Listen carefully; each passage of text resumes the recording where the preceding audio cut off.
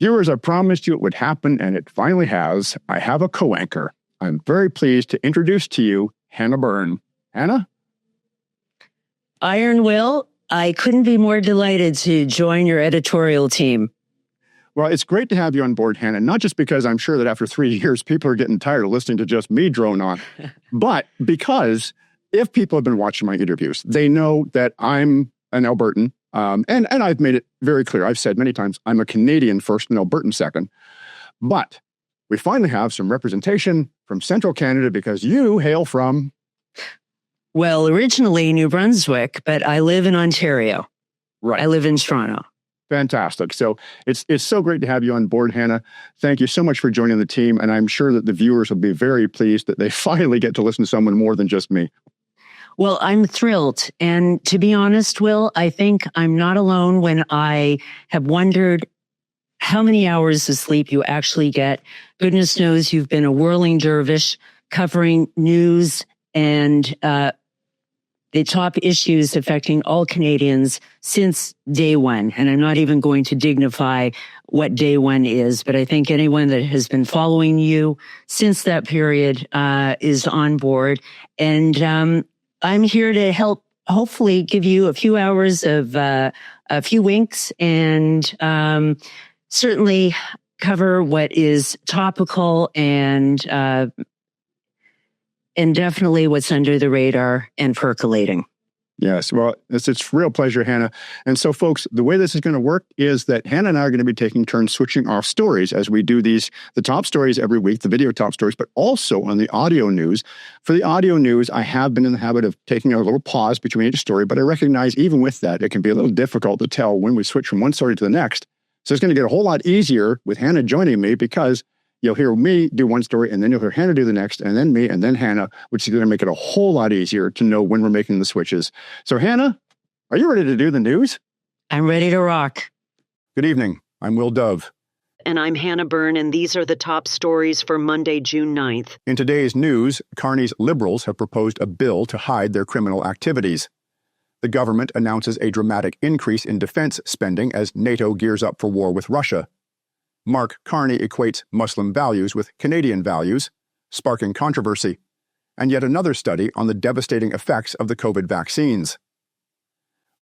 Last week, we reported on the Carney government's Bill C-2, also known as the Strong Borders Act, which will increase government surveillance powers, allowing police to intercept mail and access user data without a warrant, as well as limiting cash donations to businesses and charities. Now the Liberals are at it again, with yet another bill that will protect their criminal acts from public scrutiny. Carney's government has quietly introduced legislative changes that could dramatically alter how Canadians' privacy is handled by political parties, and not in the direction of increased protection. Bill C-4, ostensibly created to meet economic challenges, contains far-reaching privacy exemptions for political organizations, effectively removing them from the oversight of both federal and provincial privacy laws. Notably, these changes are set to apply retroactively, dating back to May 31st, 2000. This means that if passed, political parties will have unprecedented freedom to collect, share, store, and dispose of personal information as they see fit, provided their own internal policies allow it, and with almost no meaningful transparency or independent oversight. Legal expert Professor Michael Geist has highlighted that this appears to be a calculated move to preempt a lingering British Columbia court case where provincial privacy rules were controversially applied to federal political parties. Rather than let the judicial process run its course, the federal government is seeking to undercut it entirely, granting all parties immunity from most data protection statutes outside the Elections Act. What makes Bill C-4 even more concerning is that it not only removes current safeguards but also legitimizes past actions. Previous attempts to tweak the system, such as Bill C-65, at least included some measures of accountability, including breach notifications and limits on selling personal data. Bill C-4 strips these provisions, giving parties carte blanche and retroactively clearing any liability for past privacy violations, a major point of contention for privacy advocates. An analysis of the bill reveals that it empowers political parties, their candidates, and even volunteers to collect, use, and manage personal information without restriction, as long as their own policies permit it.